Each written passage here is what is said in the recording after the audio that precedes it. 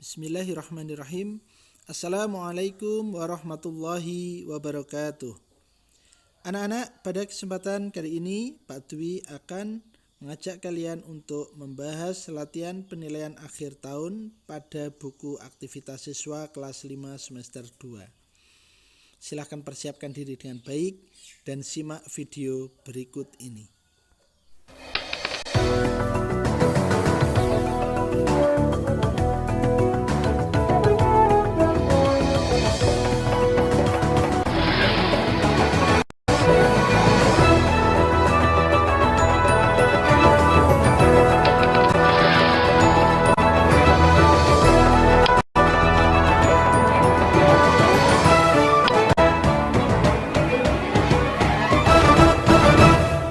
Pada kesempatan kali ini, Pak Dwi akan membahas latihan soal penilaian akhir tahun muatan pelajaran IPA, Ilmu Pengetahuan Alam.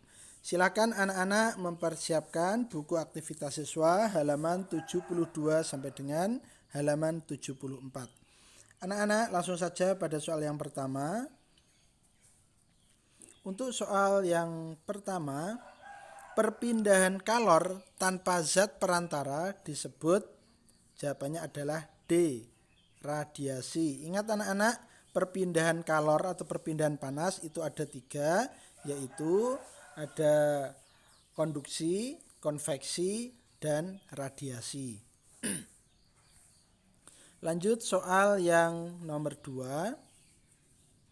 Proses pemindahan panas secara konveksi terjadi dalam benda, yaitu benda cair dan benda gas. Karena konveksi itu perpindahan panas yang mana bendanya ikut berpindah gitu ya. Zat perantaranya ikut berpindah. Dan itu terjadi pada zat cair dan zat gas. Kemudian soal nomor 3. Kelompok benda berikut ini yang termasuk isolator. Isolator adalah benda yang tidak bisa menghantarkan panas. Nah, silakan dicermati baik-baik. Untuk yang A, pensil, ranting, dan ember, itu ketiganya tidak bisa menghantarkan panas. Pensil terbuat dari kayu, ranting juga kayu, dan ember terbuat dari plastik atau karet. Kemudian yang B, piring itu juga, piring bisa menghantarkan panas, panci bisa dan teko bisa. Kemudian yang C, pensil tidak bisa, setrika bisa, sendok bisa. Yang D, ember tidak bisa, panci bisa, solder bisa. Maka jawabannya adalah yang A. A, ketiga bendanya termasuk isolator. Lanjut soal nomor 4.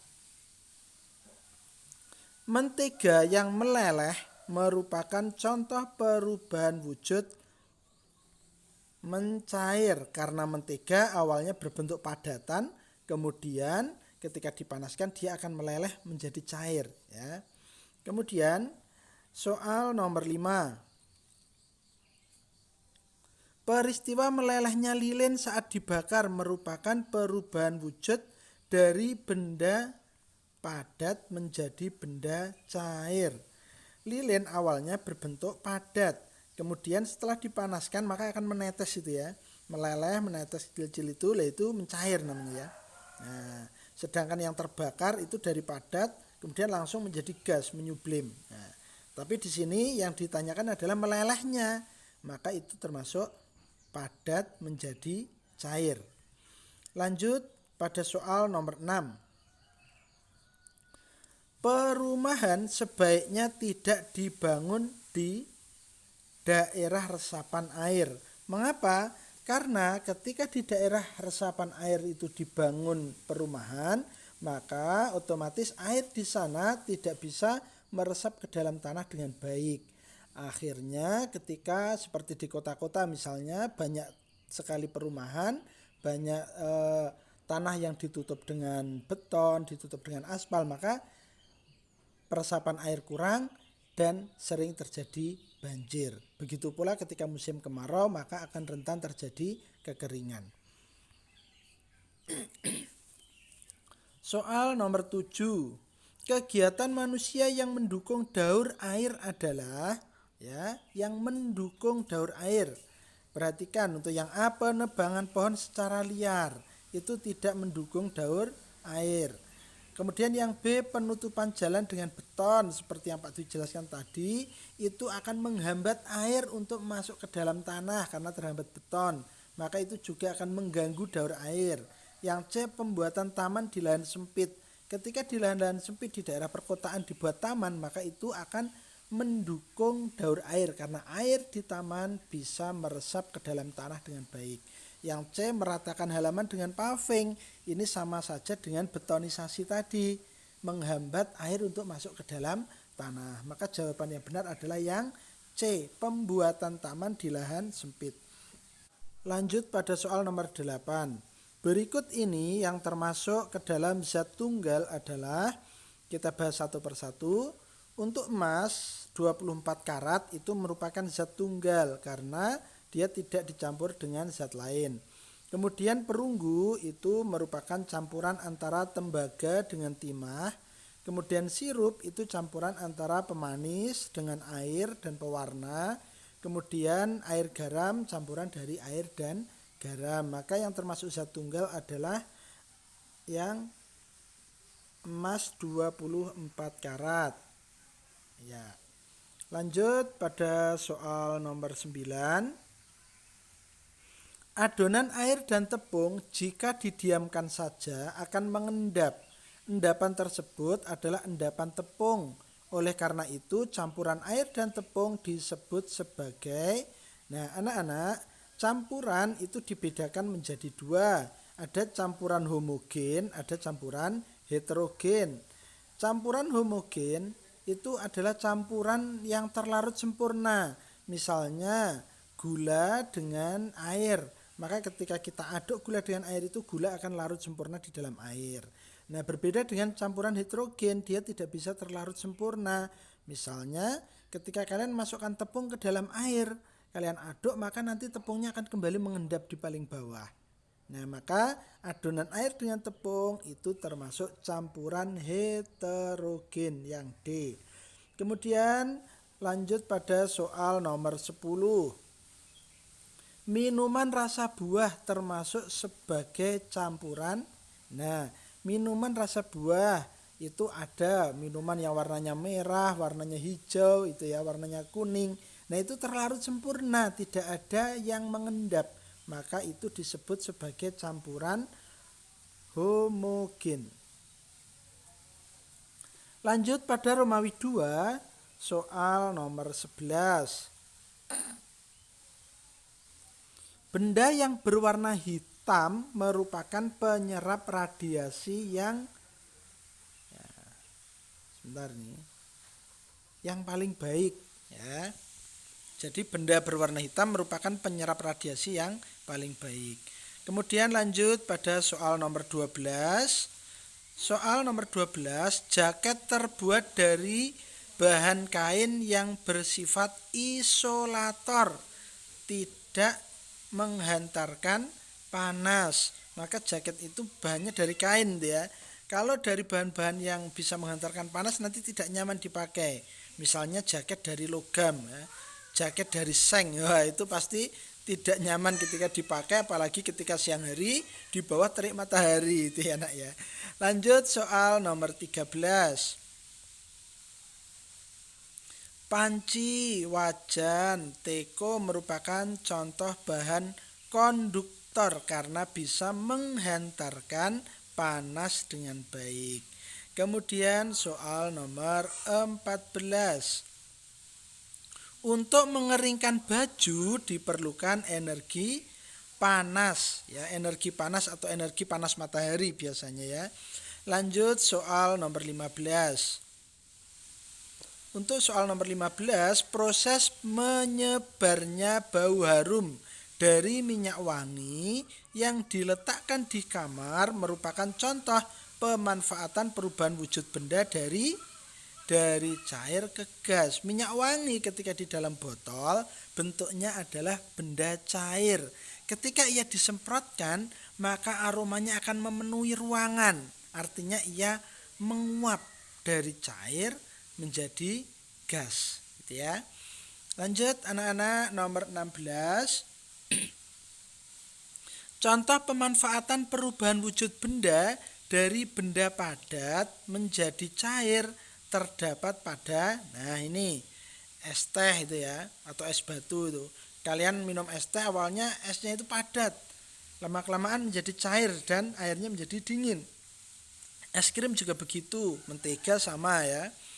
Lanjut pada nomor 17, butiran gula yang dimasukkan ke dalam air lama-lama akan larut. Ya.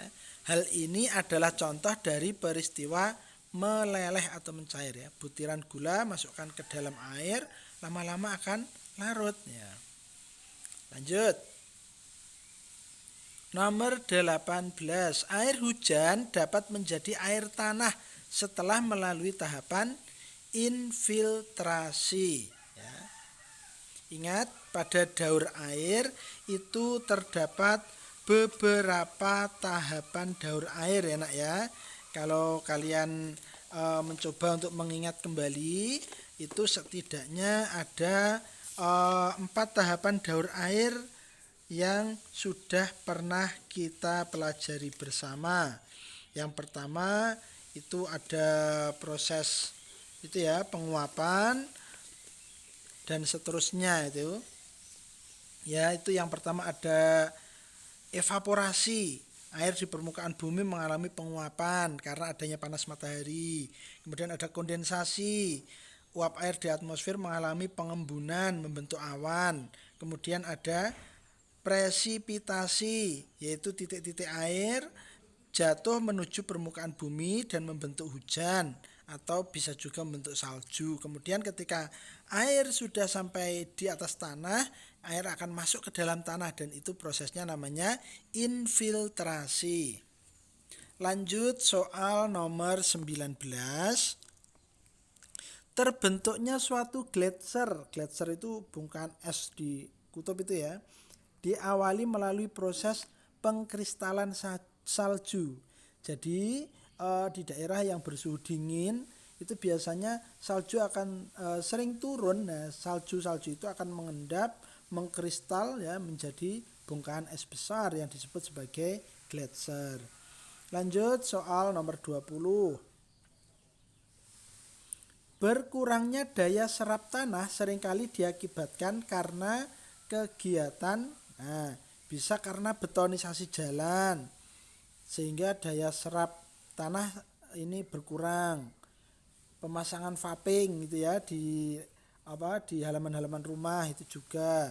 Kemudian bisa juga karena penebangan hutan. Lah, apa hubungannya penebangan hutan dengan daya serap tanah? Karena ketika hutan itu tidak ditebang, banyak pohonnya, air yang jatuh itu akan diserap oleh akar-akar pohon dan dibawa menuju ke dalam tanah. Tapi ketika tidak ada pohon, karena pohon-pohon di hutan ditebang, maka air yang jatuh ini tidak ada yang menahan. Akar-akar tidak ada yang menahan.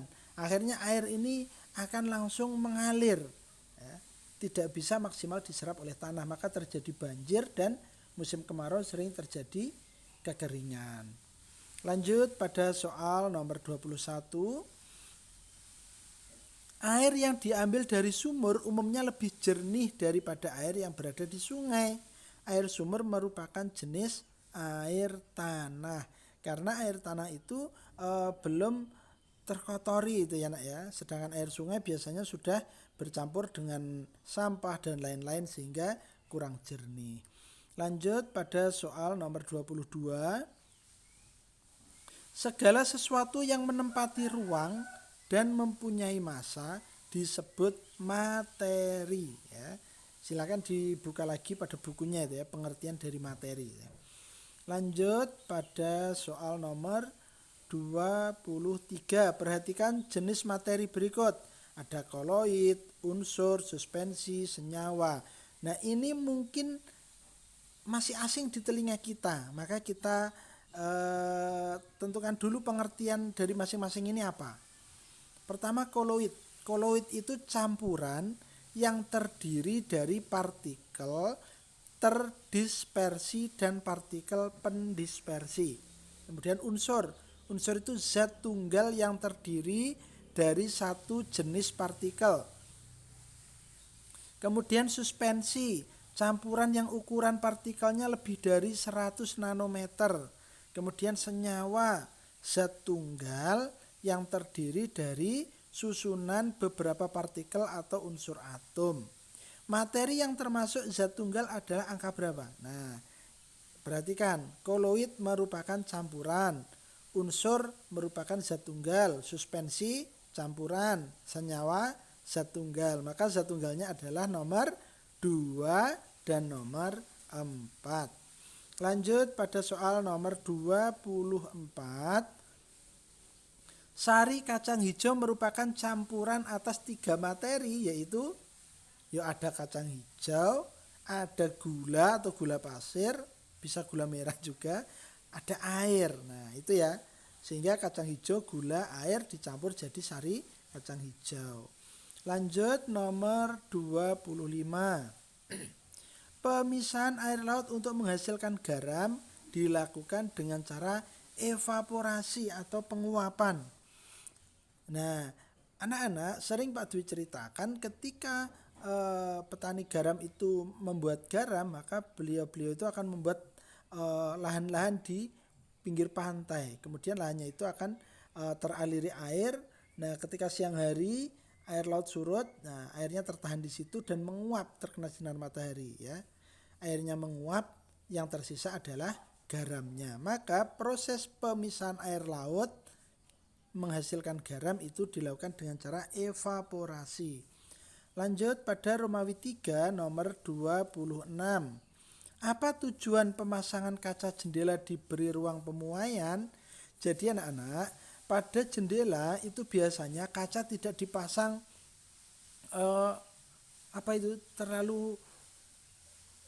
terlalu pas gitu ya. Biasanya agak longgar sehingga jendela itu kalau digerakkan kacanya berbunyi gitu ya. Itu kenapa? Karena agar kaca tidak pecah ketika mengalami pemuaian. Ya, ketika suhu udara panas, kaca memuai, ada ruang di sana sehingga kacanya tidak pecah. Coba kalau dipasang tidak diberi ruang ya, dipasang pas itu pasti akan pecah. Lanjut pada soal nomor 27. Tuliskan contoh peristiwa penguapan dalam kehidupan sehari-hari. Nah, ini banyak banget ya. Yang pertama, ketika kalian mengeringkan atau menjemur pakaian, pasti itu ada penguapan, air di pakaian menguap. Yang kedua, penguapan air laut, setiap hari air laut menguap. Kemudian bau minyak wangi yang memenuhi ruangan, itu juga menguap ya nak ya. Kemudian ada lagi misalnya saat kalian merebus air. Nah, itu air di dalam panci itu akan menguap, mengeluarkan uap itu, bisa kita lihat. Nah, kita lanjut pada soal nomor 28. Jelaskan hubungan antara suhu dengan kalor. Nah, kita perlu mengenal dulu apa itu suhu, apa itu kalor, dan apa hubungan antara keduanya. Suhu merupakan ukuran panas atau dinginnya suatu benda. Kalor merupakan bentuk energi yang dapat berpindah dari benda bersuhu tinggi ke benda bersuhu rendah. Sehingga hubungan dari keduanya, semakin tinggi suhu suatu benda, maka akan semakin panas benda itu. Dan semakin banyak energi kalor di dalam benda itu. Lanjut pada soal nomor 29. Secara teori, sebenarnya air di permukaan bumi tidak akan habis. Akan tetapi, mengapa akhir-akhir ini sering terjadi kekeringan? Ya, karena terganggunya siklus air yang diakibatkan oleh kesalahan manusia. Misalnya, penebangan hutan secara liar, sehingga tidak ada lagi pohon di hutan, tidak ada yang menahan air hujan di hutan. Air langsung mengalir, tidak bisa meresap ke dalam tanah secara maksimal. Kemudian betonisasi jalan dengan tanah yang ditutup dengan beton, dengan aspal, maka juga air tidak bisa meresap ke dalam tanah secara maksimal. Sehingga keberadaan sumber daya air tidak dapat diperbarui sebagaimana mestinya. Tuh. Lanjut pada nomor terakhir, nomor 30. Berdasarkan sifatnya, zat campuran dibedakan menjadi campuran homogen dan campuran heterogen. Campuran heterogen dapat dipisahkan ya, seperti tadi air dengan garam tadi ya. Dapat dipisahkan menjadi komponen-komponen penyusunnya. Tuliskan 3 cara pemisahan campuran heterogen tersebut. Pertama adalah dengan filtrasi atau penyaringan. Misalnya saat kalian membuat kopi itu ya, penggunaan bahan berpori untuk memisahkan padatan dengan cairan, itu namanya filtrasi, penyaringan. Saat penyaringan kopi dengan ampasnya. Kemudian yang kedua itu distilasi atau penyulingan. Adalah pemisahan antar cairan dengan memanfaatkan titik didih yang berbeda. Misalnya pemisahan air dengan alkohol ya, saat pembuatan alkohol itu ya nak ya. Kemudian yang ketiga evaporasi atau penguapan, pemisahan campuran dengan cara penguapan, misalnya pemisahan garam dengan air laut dengan cara menguapkan air lautnya. Nah sebenarnya ada banyak anak-anak untuk cara pemisahan campuran heterogen, tapi di sini Pak Dwi hanya memberikan contoh 3 ini saja. Oke anak-anak, demikian untuk pembahasan latihan soal penilaian akhir tahun muatan pelajaran IPA. Semoga bermanfaat. Assalamualaikum warahmatullahi wabarakatuh.